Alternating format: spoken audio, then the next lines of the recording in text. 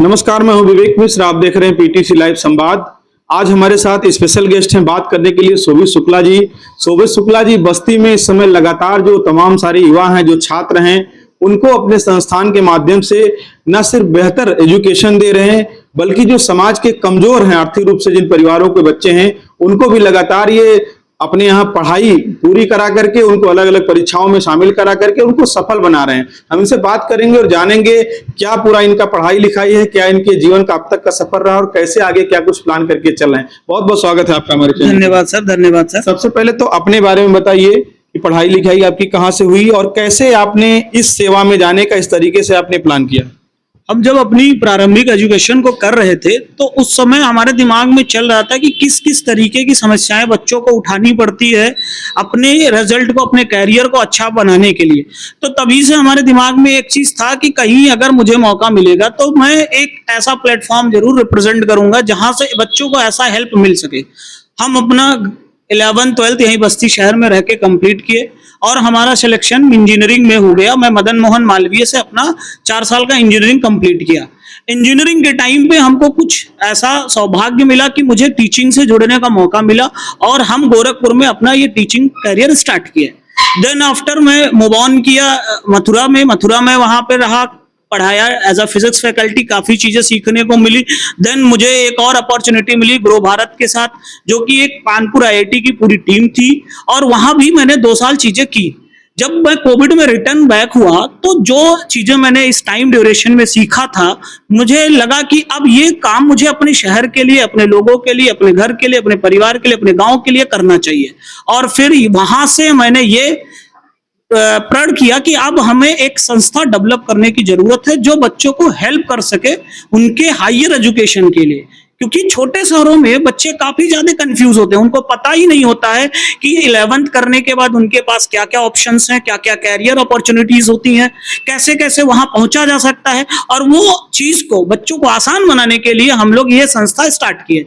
इस संस्था के स्टार्टिंग में हमारे साथ हमारे ही खुद के बैचमेंट वरुण कुमार जी, छोटे भाई शरद शुक्ला जी और कई लोग मिलके, क्योंकि जिस टाइम स्टार्ट किया था वो कोविड का पीरियड था। कोविड का पीरियड काफी डिफिकल्ट पीरियड होता है और वहां पे काफी चीजें क्या थी कि बड़ी क्या कहते हैं कि डिफिकल्ट कंडीशंस था। और इस डिफिकल्ट कंडीशन में इन लोगों ने मेरा साथ दिया और हमने इस संस्था को धीरे धीरे करके डेवलप किया। और आज हम लोगों के मेहनत से, बच्चों के मेहनत से हमारे पास कई रिजल्ट्स हैं। कई हमारे पास ऐसे बच्चे हैं जो अपना इंजीनियरिंग, मेडिकल की पढ़ाई जो है वो देश के विभिन्न कॉलेजों में कर रहे हैं सर। अच्छा, किन किन परीक्षाओं में अभी जो आपके रिसेंटली तमाम सारे रिजल्ट आए हैं उसमें बच्चे कितने बच्चे सेलेक्ट हुए हैं, किन किन परीक्षाओं को उन्होंने पास किया है। और जैसे तमाम सारे ऐसे परिवार के बच्चे हैं, बच्चे पढ़ने में बहुत अच्छे होते हैं लेकिन उनकी फाइनेंशियल कंडीशन इतनी अच्छी नहीं होती है कि सीधे आकर के, पहला सवाल ये। दूसरा सवाल ये है कि अब तमाम, जैसे आपका ये सेंटर खुल गया, ये वशिष्ठ इंस्टीट्यूट खुल गया, तो बहुत परिवार ऐसे हैं कि जो दिल्ली मुंबई के अलावा अब यहाँ पे अगर वो बच्चे को भेजेंगे तो क्यों भेजेंगे। जी जी, देखिए सर, आपने कहा कि कितने बच्चों का सिलेक्शन है। आसपास हमको लगता है around 20 to 25 students current time तक ऐसे हैं जो सीयूईटी जैसे एग्जाम को, नीट जैसे एग्जाम को, जेई मेंस और जेई एडवांस जैसे एग्जाम को क्वालिफाई करके अपना एडमिशन देश के विभिन्न इंजीनियरिंग कॉलेजेस में, मेडिकल कॉलेजेस में और क्या कहते हैं जो यूनिवर्सिटीज हैं, जो बच्चों को क्या करते हैं ग्रेजुएशन का डिग्री दे रही है डिफरेंट कोर्सेज में, वहां पे एडमिशन हम लोग दिए हैं। लास्ट ईयर ही एक बच्चा रहा जो बीएचएमएस में अपना एडमिशन गवर्नमेंट कॉलेज लखनऊ से लिया है। रही बात गरीब बच्चों की, तो देखिए सर, कहीं ना कहीं हम लोगों का जो एजुकेशन पीरियड रहा है वो कुछ वैसा ही रहा है कि हम भी कहीं ना कहीं चीजों को सफर किए हैं। तो वो जो पीड़ा होती है बच्चे का अपने एजुकेशन को लेके कि पैसे की वजह से वो ना कर पाए, वो हम महसूस करते हैं, वो हम कनेक्ट कर पाते हैं। तो हम ऐसे बच्चों को प्रियोरिटी पे रखते हैं। अगर कोई बच्चा है जो पढ़ना चाह रहा है और उसके पास रिसोर्सेज की कमी है तो हम पूरी क्षमता से ऐसे बच्चों को वो रिसोर्स पूरा करने की कोशिश करते हैं और उसको चाहते हैं कि वो अच्छा करे। और लास्ट के 3-4 सालों में हमने करीब 4-5 बच्चे को ऐसे एडमिशन लिए हैं, उनको पढ़ाया है, सारी चीजें की है। अभी लास्ट ईयर ही एक हमारे यहाँ पेरेंट्स थे, उनको प्रॉब्लम हो गई, हार्ट की प्रॉब्लम हो गई, उनकी सारी मेडिसिन दिल्ली से स्टार्ट हुई, फाइनेंशियल उनका पूरा वीक हो गया क्योंकि वही एक कमाने वाले थे। मैंने पूरा साल बच्चे को पढ़ाया, जो उन्होंने दिया वो रख लिया, बाकी हमने उनसे कोई डिमांड नहीं की। इस बार भी अभी एक बच्ची आई जो हमसे कही सर हम आपके यहाँ एज अ ट्यूशन ज्वाइन करना चाहते हैं, क्योंकि उनके फादर वीक हैं इकोनॉमिकली, बट मैंने बच्ची को प्रोत्साहित किया, नहीं तुम अभी पढ़ने वाले हो, आओ मेरे यहाँ ज्वाइन करो, तुम पढ़ाई करो, पढ़ाई करने के समय जो तुमको हेल्प चाहिए वो हम देंगे। आपका लास्ट क्वेश्चन का जो आंसर है सर कि हमारे संस्था में जो अध्यापक है, जो टीचर है, जो हमारा ये पूरा ग्रुप है, वो ऐसी कैपेबिलिटी रखता है। हमारा सवाल था कि सुविधाएं और संसाधन, जैसे आप टीचर बहुत अच्छे हों लेकिन अगर संसाधन नहीं है, तमाम नई तकनीक आ गई है, तो उन सब चीजों में कैसे व्यवस्थित कर रहे हैं आप? जैसे सर देखिए, हम लोग भी अभी रिसेंट हम 2017 हमारा इंजीनियरिंग पास आउट है, तो हम उन सारी तकनीकी सारी सुविधाओं को जो जरूरत है समय के अकॉर्डिंग बच्चों के लिए, उसको अडॉप्ट करना जानते हैं। किसने किस बच्चों को किसके लिए क्या जरूरत है समय के साथ, उस चीजों को हम लोग प्रोवाइड करना जानते हैं और हमारी टीम भी उसमें कैपेबल है। तो इसलिए समय के साथ हम लोग बच्चों को हमेशा ऑलवेज कनेक्ट रखते हैं। अगर मान लीजिए ऑनलाइन उनको कोई सपोर्ट चाहिए, वहां भी हम लोग रहते हैं। मान लीजिए कि उनको क्लासरूम में कोई सपोर्ट चाहिए, अब क्लासरूम भी ऐसा नहीं है फुल्ली एसी क्लासरूम है, पानी की भी पूरी उचित व्यवस्था है, ठीक है, उसके बाद वाटर कूलर, मतलब जो एक बेसिक रिक्वायरमेंट एक सिस्टम से रिलेटेड होता है वो मैंने कोशिश की है यहाँ पे फुलफिल करने के लिए। डिजिटल क्लासरूम जैसी सुविधाओं को भी प्रोवाइड करने की हम लोगों ने यहाँ पे कोशिश की है, जिससे बच्चा अपने एजुकेशन को डे बाय डे स्ट्रॉन्ग कर सके। प्रतियोगी परीक्षा की तैयारी में सबसे बड़ी चीज होती है रिजल्ट का, एक तो डर बना रहता है, पेरेंट्स का प्रेशर रहता है, सोसाइटी का प्रेशर रहता है, तो पढ़ाई के साथ साथ जो ये प्रेशर मैनेजमेंट है, तनाव कम करने का या बच्चों को थोड़ा सा एक कूल फील कराने का, उसके लिए क्या कुछ करते हैं? देखिए सर, प्रेशर मैनेजमेंट करने का जो सबसे अच्छा ऑप्शन है वो पॉजिटिव तरीके से उसको प्रेशर दिया जाए।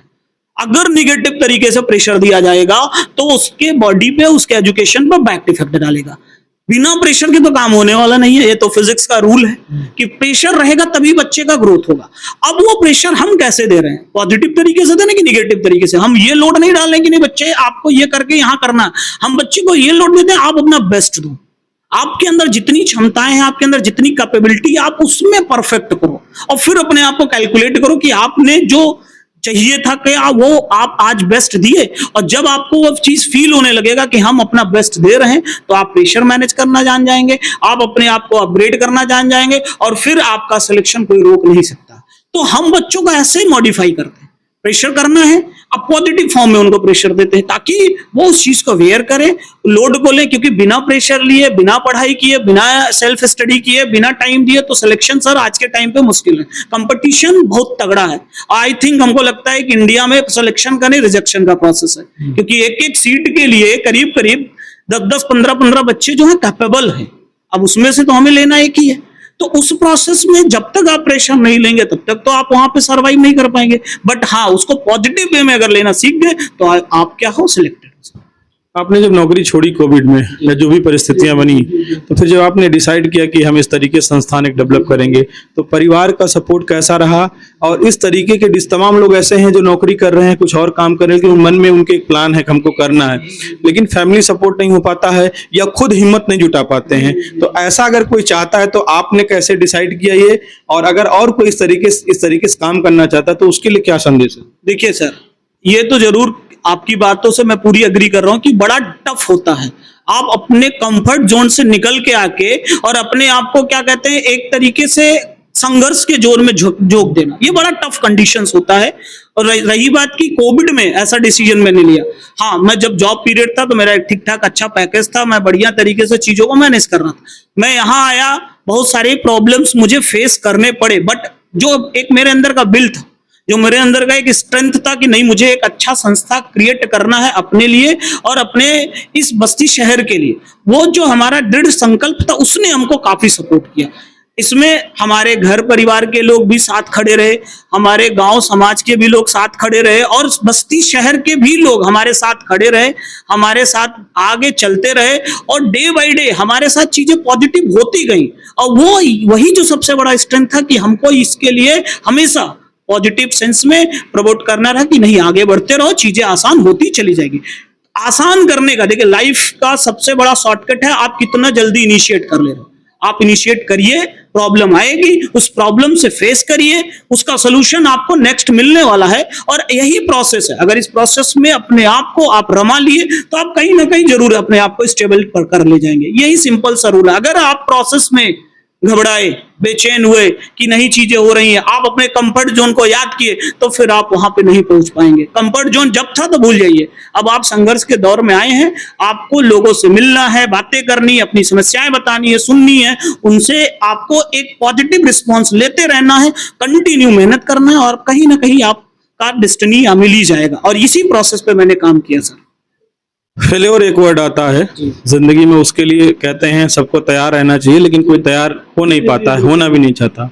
तो अगर बच्चों को सफलता नहीं मिलती है तो असफल होने के बाद जो परिस्थितियां बनती हैं, या फिर नए सिरे से कैसे बच्चे को तैयार करें, आपका अपना एक्सपीरियंस क्या है, या बच्चों को आप किस तरीके से मोटिवेट करें? जी, देखिए सर, फेल्यूर वर्ड जो होता है वो उनके लिए है जो मेहनत से कहीं ना कहीं अपने आप को पीछे खींचे, जिसने मेहनत किया है। हाँ, वो अलग बात है कि हमारा एक ड्रीम होता है, हमारी एक कल्पना होती है, हमारी एक सोच होती है, हम वहां तक नहीं पहुंचे, बट हमारा ये जो मेहनत होता है सर, ये कहीं बेकार नहीं जाता, हमको कहीं ना कहीं किसी ना किसी डेस्टिनी पे जरूर पहुंचाएगा, चाहे वो किसी भी तरीके का हो।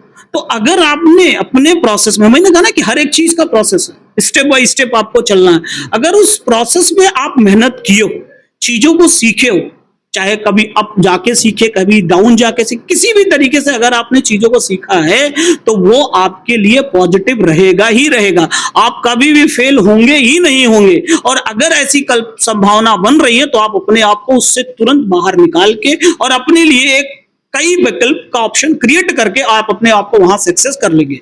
अब यही बात, हमारे यहाँ बच्चे आते हैं, उनका सपना है कि हमें इंजीनियर बनना है, हम भी कहते हैं अच्छा ठीक है, हमें क्लास कर रहा बच्चा, मुझको लग रहा है कि नहीं ये उस तरीके की कैपेबिलिटी में नहीं है, तो मैं उसको वहां पे डिमोटिवेट नहीं करता हूं कि नहीं कर पाऊं, मैं कहता हूं करो मेहनत, करता है मेहनत बच्चा, 2 साल किया, सीयूटी एग्जाम हुआ, और भी ढेर सारे एग्जाम है, कोई जरूरी तो नहीं कि इंजीनियर डॉक्टर बनेगा तभी सक्सेस का रेशियो है, वह तो है नहीं, अदर एग्जाम में बेटर कर लेता है, और अदर एग्जाम में बेटर किया, कहीं अच्छी जगह पे कॉलेज पा गया, तो वो अपने आप का वो सक्सेस का एक पॉइंट ढूंढ लिया कि ये मेरे लिए है, और धीरे धीरे करके ऐसे बच्चे अपने रास्ते को पकड़ लेते हैं। तमाम पेरेंट्स ऐसे आते होंगे बच्चों को लेकर के कि उनकी अपनी इच्छा कि डॉक्टर इंजीनियर वो बने, बच्चों का इंटरेस्ट अलग होता है, वो कह नहीं पाते हैं, कुछ दिन में चीजें निकल कर आती हैं, तो फिर क्या पेरेंट्स से आप इन मुद्दों को लेकर बात करते? बिल्कुल सर, हम हमेशा कहते हैं कि अगर आप गलत तरीके का प्रेशर डालेंगे तो उससे डिफॉर्मेशन क्रिएट होगा। हम फिजिक्स पढ़ाते हैं सर, हम फिजिक्स की फैकल्टी है, तो हमको रियल लाइफ और फिजिक्स दोनों में एकदम से कनेक्ट करके समझाता हूं। अगर आप प्रेशर गलत तरीके से डालेंगे तो डिफॉर्मेशन ही आएगा, और वो डिफॉर्मेशन काफी वर्स्ट कंडीशन में जा सकता है। इसीलिए हमारा काम है बच्चे को गाइड करना, हमारा काम है बच्चों को रियल से, सच्चाई से मुकाबला रूबरू कराना, बताना कि ये आपकी आज के समय की सच्चाई है। बच्चा कितना कंफर्ट है उस चीज से, बच्चा उस चीज को कितना समझना चाह रहा है, कितना एक्सेप्ट करना चाह रहा है, वो उसके ऊपर छोड़ देना चाहिए। हाँ, हमको प्रोसेस में लाना चाहिए, काम करवाना चाहिए, बताना चाहिए कि हाँ ये चीजें हैं बेटा, इतनी इतनी प्रॉब्लम आपको मेहनत करनी है पर्टिकुलर दिस के लिए, अगर वो रेडी है तो उसको उस रेस में उतार देना चाहिए। बट अगर नहीं रेडी है तो जबरदस्ती करने का आज का ये समय नहीं है। बच्चे के पास बहुत ऑप्शंस है, बहुत कैरियर्स अपॉर्चुनिटी है, जैसा बच्चा चाह रहा है वो करे और वो अपने आप को सक्सेस कर लेगा। क्योंकि प्रेशर में आज देख रहे हैं कि कोटा जैसे शहरों में कितनी ज्यादा इसी प्रेशर का निगेटिव पॉइंट है, कितने बच्चों ने सुसाइड किया, यही प्रेशर रहा है, उनके पीछे का कारण यही प्रेशर रहा। तो अगर उस प्रेशर को बच्चे को सही डायरेक्शन में नहीं डाला गया तो उसका निगेटिव इंपैक्ट जो होता है वो बहुत ही गंदा होता है। इसीलिए मैं पेरेंट्स से भी ये रिक्वेस्ट करता हूं कि आप बच्चे को समझाइए, आप अपनी बातों को रखिए, हर एक पॉइंट उसके सामने रखिए, बताइए ये यहाँ ऐसे होना है, इसके लिए ये जरूरी है, लेकिन डिसीजन बच्चे पे छोड़ दीजिए। आपने एक बात कही, उस सवाल पे मैं आता आगे, लेकिन आपने जो कि पहले चर्चा की उसके लिए धन्यवाद। सुसाइड का रेशियो लगातार बढ़ रहा है, पहला सवाल। और दूसरा, जो नई पीढ़ी है उसमें नशे को लेकर के एक पैशन बनता जा रहा है। तो इन दोनों मुद्दों, एक तो सुसाइड को लेकर के आपकी क्या राय रखते हैं, पढ़ाई के प्रेशर को लेकर के बच्चे का इंटरेस्ट है कि नहीं है उसको लेकर के, तमाम बच्चे ऐसे हैं जो माँ बाप के सपनों को पूरा करने में अपनी जिंदगी बर्बाद कर रहे हैं, ना तो सपने पूरा हो रहे हैं, ना उनकी जिंदगी बच रही है। और दूसरा जो नशे का एक शौक है, इसको लेकर के आप क्या समझते हैं और कैसे इसमें कमी लाई जाए? जी देखिए सर, रही जो आपने सुसाइड वाले पॉइंट की बात कही, इसमें मुझे जो नजर आता, मुझे जो लगता है वो बच्चे की परवरिश में ही प्रॉब्लम हो जा रही है। हम आज के समय बच्चों को ऐसे परवरिश में डाल रहे हैं कि बच्चा वो स्ट्रेस कंडीशन वेयर करना ही नहीं चाह रहा।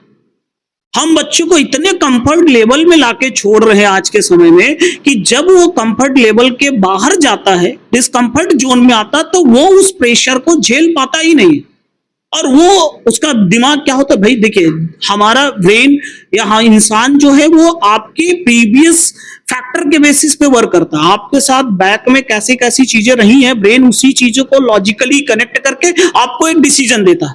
अब अगर हमें पता ही नहीं है कि जब हमारे पास प्रॉब्लम आए, जो हमारे पास स्ट्रेस आए, क्योंकि हर एक जैसा तो लाइफ होता नहीं, अप डाउन होता रहता है, तो कैसा डिसीजन लेना है? तो बच्चे के पास वो ऑप्शन होता नहीं। क्यों? क्योंकि हमने बच्चा जो माना वो सारी चीजें प्रोवाइड कर रहे हैं। बच्चा जैसा चाह रहा हम वो कंडीशन प्रोवाइड कर रहा है, बच्चा जैसा पढ़ना चाह रहा है, जो भी चाह रहा है वो चीजें हम प्रोवाइड कर रहे हैं। तो बच्चा वहां का जो निगेटिव पॉइंट है उसको देख ही नहीं पाया। और जब वो बाहर जाता है, किसी ऐसी जगहों पे जाता है जहां पे उसका एक निगेटिव एक्सपेक्ट उसके सामने आता है, तो फिर वहां वो डगमगा जाता है और फिर उसको जो सही लगता है वो वहां पे वो कर जाता है। और यही सबसे बड़ी दुर्भाग्य की बात है। अच्छा, इसमें गलती ये हो रही कि पेरेंट्स इस क्या कहते हैं चमक की दुनिया में इतनी बिजी हो गई है कि उसको ये करके देना, बच्चे को, फैमिली को ये ला के देना है कि वो बच्चे को टाइम दे ही नहीं रहे। हमारे पास भी इतने ऐसे पेरेंट्स आते हैं जो कहते हैं सर हम सुबह में 8 बजे निकल जाते हैं, रात को 10 बजे आते हैं, हमारा काम है बच्चे को पैसा देना।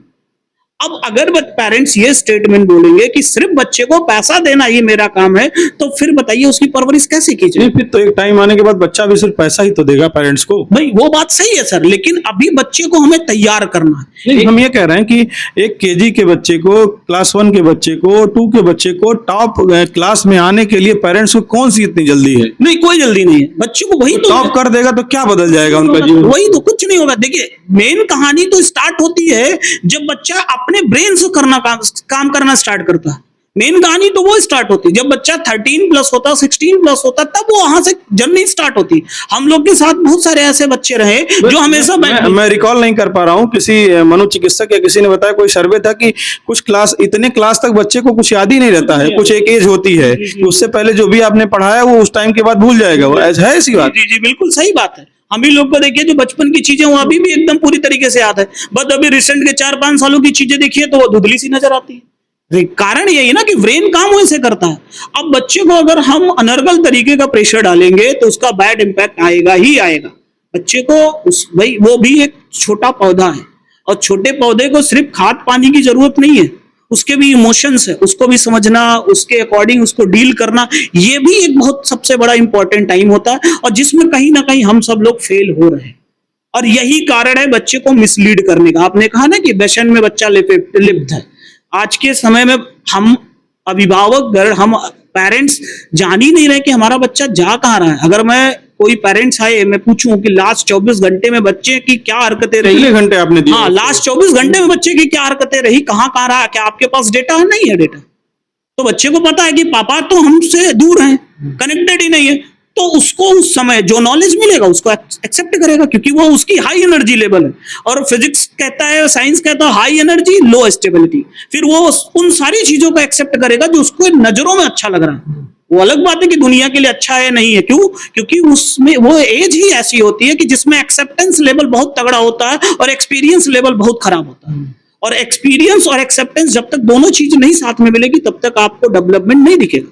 अब बच्चा उसी में गलत संगत में पड़ गया। कोई 1-2 ऐसे साथी सापाती मिले जिन्होंने उसको इसके लिए प्रोत्साहित किया, 2-4 बार में प्रोत्साहित कर गया। अच्छा, उसको डर भी नहीं है कि उसके पेरेंट्स देख रहे हैं या उसके कोई अदर गार्जियंस देख रहे हैं, वो इधर उधर में करके, और इसलिए इसका रेशियो बहुत तेजी से बढ़ रहा, बहुत तेजी से। ये भी एक बहुत बड़ा दुर्भाग्य की बात है कि हमारा देश जो कि सांस्कृतिक चीजों से भरा पड़ा है। हम बात करते हैं कि हमारे देश में क्या कहते हैं, एक संस्कृति डेवलप हो रही है, बट वो संस्कृति हमारे जो ये युवा पीढ़ी है वो एक्सेप्ट ही नहीं करना चाह रहे, उससे कनेक्ट होना ही नहीं चाह रहे हैं, उस चीजों की जो अच्छाई है उसको गेन करना ही नहीं चाह रहे हैं।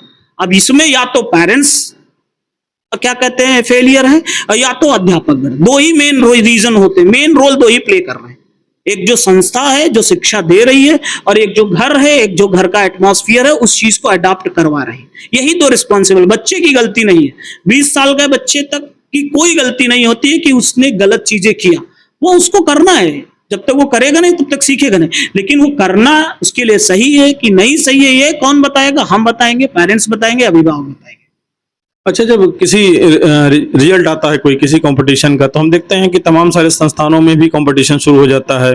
पता चला एक ही बच्चे की फोटो 4 जगह पर लग गई है। तो ये जो अपने आप को बेहतर दिखाने का जो एक तरीका है, इसको लेकर के आपका क्या नजरिया है? देखिए सर, अभी तक तो फिलहाल हम इससे अपने आप को बचाते रहे, क्योंकि हम बिलीव करते हैं खुद की मेहनत पे। हम हमेशा इस चीज से बचाते रहे। अगर मुझे लगता है कि बच्चे का इस रिजल्ट को हमें वो क्या कहते हैं मार्केट में लाना चाहिए, लोगों के बीच में रखना चाहिए, तभी हम रखते हैं। निगेटिव तरीके से हम नहीं चाहते हैं कि बच्चे को ये पता चले, जैसे क्या कि हम अगर यहीं से गलत चीजें बच्चे के दिमाग, हमारे पास 100, 150, 200 बच्चे पढ़ रहे हैं, मैं कल का किसी गलत बच्चे का रिजल्ट यहाँ पे प्रिंट करूं तो वो बच्चे को निगेटिव इंपैक्ट में डालेगा। वहां से बच्चे का ट्रस्ट टीचर पे भी नहीं रहेगा, संस्था पे भी नहीं रहेगा, दोनों चीजें, क्योंकि बच्चा जानेगा कि सर गलत ही रखेंगे। तो हम इसलिए अपने आप को बचते हैं, और सबको बचना चाहिए। ये गलत प्रोसेस है। आप अपने छोटे से इनकम के पॉइंट से, अपने बिजनेस को ग्रोथ करने के पॉइंट से आप क्या कर रहे हो, एक पूरी के पूरे यूथ को मिसलीड कर दे रहे हो भाई। जब एक वही नहीं, स्वामी विवेकानंद जी की एक स्टोरी है कि एक बच्चे को सुधारने के लिए उनको कुछ कहना था, लेकिन वो गलती उनमें प्रेजेंट थी, तो पहले वो खुद को सुधारे हैं, तब उस बच्चे को ये ज्ञान दिए। तो आपको ये करना पड़ेगा। हम एजुकेशन देने के लिए बैठते हैं, और ये बच्चे के लाइफ का बहुत ही बड़ा एक क्या कहते हैं जर्नी होता है, जिससे बच्चा हर तरीके की ज्ञान को रखता है कि क्या गलत है, क्या सही है, कितने चीजों तक उसको अपने लिए करना है, क्या समाज के लिए क्या करना है, क्या देश के लिए करना है। ये यहीं से सीखता है, आगे चल के उसको नहीं कोई सिखाने वाले मिलेगा। और अगर हम यहीं पे गलत रख देंगे तो फिर तो मिसलीड कर जाएगा बच्चा से। 3 बड़े नाम हैं, हम ये नहीं पूछेंगे तीनों में से बेहतर आपको कौन लगता है। खान सर हैं, ओझा सर हैं, और दिव्य कीर्ति सर हैं। 3 लोग हैं। तीनों के प्रति आपका नजरिया क्या है? सर देखिए, तीनों जो है, अगर मैं उनके नॉलेज के बेसिस पे बात करूं, मैं उनके जो समाज के लिए वो कर रहे हैं एजुकेशन में, उसके बेसिस पे बात करूं, तो सब बेस्ट कर रहे हैं। सब क्या कर रहे हैं कि एक नया तरीका, एक नया एजुकेशन में क्रांति का काम कर रहे हैं। बट कहीं ना कहीं दिव्य कीर्ति सर और ओझा सर एक पॉइंट पे क्या करते हैं, निगेटिव में चले जाते हैं। वो है उनका क्या कहते हैं फाइनेंस मैनेजमेंट। इतना हाई अमाउंट में बच्चों को एजुकेशन प्रोवाइड करने की जो ये परंपरा बन गई है, ये कहीं ना कहीं निगेटिव कर देता है। हाँ, खान सर में यही एक प्लस है कि वो छोटे से छोटे वर्ग को, बड़े से बड़े वर्ग को, सबको कनेक्ट करके एजुकेशन को प्रोवाइड करा रहे हैं। ओझा सर का जो मोटिवेट करते हैं कि गांव में बड़ा सा मकान बनवा लिए 10 बीघे में, स्कॉर्पियो ले लीजिए, कुछ असर करता है बच्चों को? बिल्कुल नहीं सर, ये तो नहीं। देखिए, हम अगर बच्चे को यही बताएंगे ना कि हम ये कर लिए, हम वो कर लिए, तो वो फ्लेक्स करने की प्रॉपर्टी उसके अंदर आ जाएगी। हमें तो बच्चे को जितना ज्यादा से ज्यादा विनम्र रखना, उतना समाज के लिए फायदा। उसको सुनना पड़ेगा लोगों की, और जब सुनेगा तभी वो समझेगा, और जब वो समझेगा तभी वो पॉजिटिव रिस्पॉन्स देगा। आज के समय में सुनने वाला है ही कौन? सब अपना गाते हुए घूम रहे हैं। जब तक आप नहीं सुनेंगे लोगों की, तब तक आप सही तरीका, सही डिसीजन नहीं ले पाएंगे। अच्छा, एक आखिरी सवाल, आपके यहाँ हॉस्टल की भी सुविधा है? जी सर, हॉस्टल की भी सुविधा है। तो आगे अब क्या कुछ तैयारी है, और नई तकनीक को लेकर के, नई सुविधाओं को लेकर के, और जो बच्चे इस तरीके की परीक्षाओं की तैयारी करना चाहते हैं, उनसे आप क्या अपील करना चाहेंगे? जी जैसे जो भी बच्चे इस तरीके के एजुकेशन के लिए, इस तरीके की तैयारी में लगे हुए हैं, उनसे मेरी यही अपील है कि आपका सक्सेस 3 मूल मंत्रों पर डिपेंड है। पहला है आपकी पंक्चुअलिटी, दूसरा है आपकी डिसिप्लिननेस, तीसरा आपकी ऑनेस्टी। आप पंक्चुअल हो, आप ऑनेस्ट हो, आप डिसिप्लिन हो, तो आप नो डाउट एग्जाम में सेलेक्ट हो जाओगे। अगर इसमें से आप कुछ भी मिसलीड किए तो आप जरूर उस बड़े, जो इतना बड़ा एग्जाम है सर जिसमें लाखों बच्चे बैठ रहे हैं, वहां से आप जरूर बाहर हो जाओगे।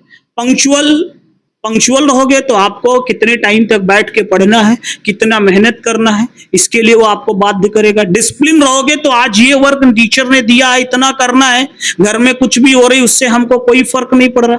ऑनेस्ट रहोगे तो अगर आपने कुछ निगेटिव किया तो उसको एक्सेप्ट करोगे, और यही 3 मूल मंत्र बच्चों को सक्सेस कर देता है। जी सर। अच्छा, अगर यहाँ आए बिना आपके संस्थान के बारे में जानकारी लेना हो हमारे दर्शकों को, तो उसका कोई संपर्क नंबर या कोई ऐसी चीज जिससे वो सीधे संवाद कर सके? जी सर, हमारा संपर्क नंबर भी है, हमारा वेबसाइट भी है, हमारा सोशल मीडिया ऐप भी है। वशिष्ठ आप गूगल पे सर्च करेंगे, आपको सारी इंफॉर्मेशन वहां पे मिल जाएगी सर। तो देखिए, ये थे शोभित शुक्ला जी, जिन्होंने बहुत विस्तार से अपने संस्थान के बारे में, जीवन के तमाम सारे मूल्यों के बारे में, जो स्ट्रेस मैनेजमेंट है और क्या कुछ वर्तमान जो शिक्षण पद्धति है, वर्तमान जो परिस्थितियां हैं, अभिभावकों की क्या जिम्मेदारी है, टीचर्स की क्या जिम्मेदारी है और युवाओं के सामने किस तरीके की चुनौतियां, तमाम मुद्दों पर बात की इन्होंने, खोलकर अपनी राय रखी। प्रसन्न हरि के साथ PTC लाइव के लिए बस्ती से विवेक कुमार मिश्र।